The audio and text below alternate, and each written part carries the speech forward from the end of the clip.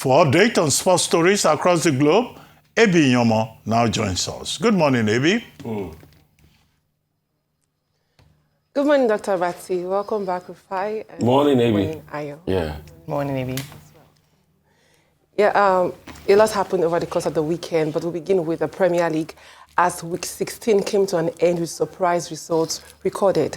Emiliano Buendia scored with the last kick of the game as Aston Villa blew the Premier League title race wide open with a dramatic 2-1 victory over the leaders, Arsenal.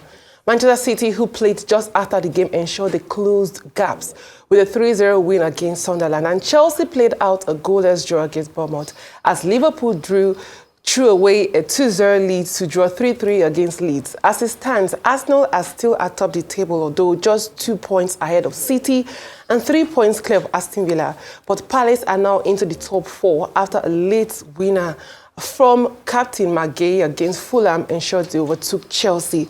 And still on the Premier League, after Liverpool's 3-3 draw against Leeds, Mohamed Salah accused the club of throwing him under the bus and admitting his relationship with manager Arne Slot has collapsed. Benched for 3 straight league games, the Egyptian star hinted he will say goodbye to fans at Anfield next weekend ahead of the AFCON. His explosive comments divided pundits, with some insisting he should never have been benched, while others like Michael Owen and Jamie Carragher backed the manager, saying Salah knew exactly the chaos his words would unleash on the club that are already spiraling down. And now to Spain, Real Madrid crashed to a stunning defeat against Celta Vigo, finishing with just 9 men in a chaotic night that heaps pressure on Xabi Alonso. Taking advantage of Madrid's instability, Celta's Swedberg struck twice. The match descended into outright chaos as Real Madrid finished with only 9 men on the pitch. 3 red cards handed to Alvaro Carreras, Frank Garcia and Endrick, who wasn't even on the field, left fans turned and the club enraged. Now, the loss leave Madrid 4 points behind league leaders Barcelona with just 1 win in 5. Their title hopes are slipping fast ahead of Wednesday's clash with Manchester City. And now to the Ligue 1, Oginis players showed powerful support for Super Eagles striker, that's Terry Murphy and Jeremy Boga, last night, wearing their names after the pair were violently attacked by fans due to the club's poor run of form last week. Now the gesture drew mixed reactions as Nice once more lost to Angers by a lone goal, their 7th straight loss, with a traumatic incident overshadowing the match. His compatriot Moses Simon says Murphy remains deeply shaken, highlighting the growing crisis between the team and its supporters. Now to the NPFL, Remo Stars beat Eyimba 2-1 in Abeokuta with Victor Mbawoma scoring twice. Rivers United were held 1-1 by Abia Warriors, while Kano Pillars edged Kun Khalifa 2-1 through a Rabiu Ali brace. Rangers claimed the day's biggest win, thrashing Bayelsa United 4-1. Wiki Tourist and Ikorodu City played a goalless draw, same as El Kanemi Warriors versus Barrow FC.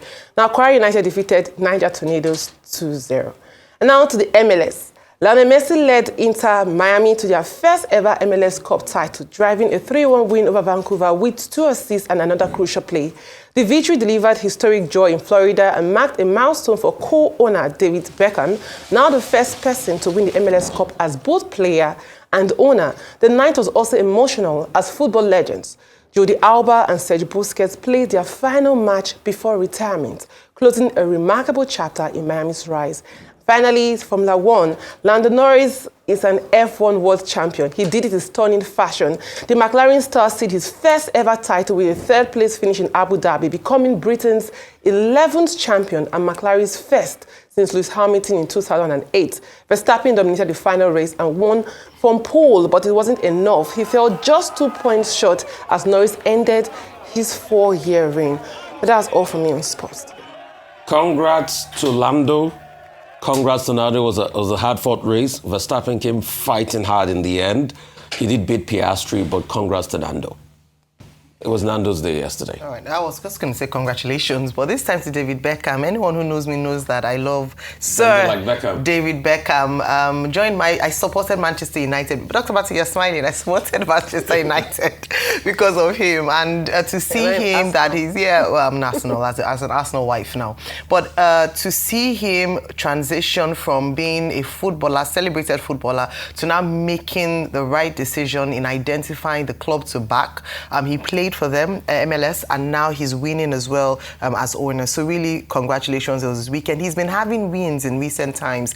And I also see that as an opportunity for footballers as well. We see that years after he's retired from active footballing, based on the decisions he made in terms of his investment decisions, he's still very relevant today. And that's something to be said about, players in that regard. Because by 35, 40s, you're retired as a footballer, so something must keep you going, and he has chosen his path and chosen very well. Congratulations. Okay, very quickly, congratulations to Lando Norris. He was behind Oscar Piastri when the season started, but then he moved up. Max Verstappen was having issues with his machine and all of that, but by the third lap of the season, he moved up, and then he lost the 2025 title by just 2 points. So he tried very hard. I would have considered him perhaps a more worthy champion, but that's not to remove from the victory of Lando Norris, who wanted to be champion. That was his dream. And it's a good thing to see a man achieving his dream and, being on the podium as number one. As for Mohamed Salah, Wayne Rooney, maybe he will get off the back of Mohamed Salah. Salah gave a very explosive interview at the end of that 3-3 draw with Leeds United.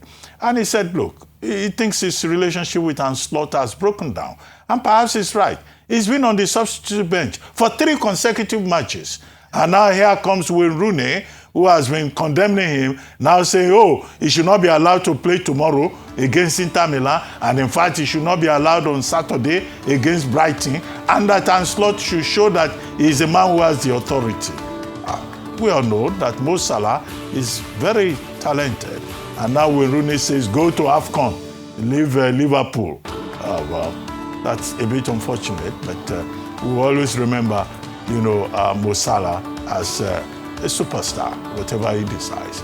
Thank you very much, Evi Inyama.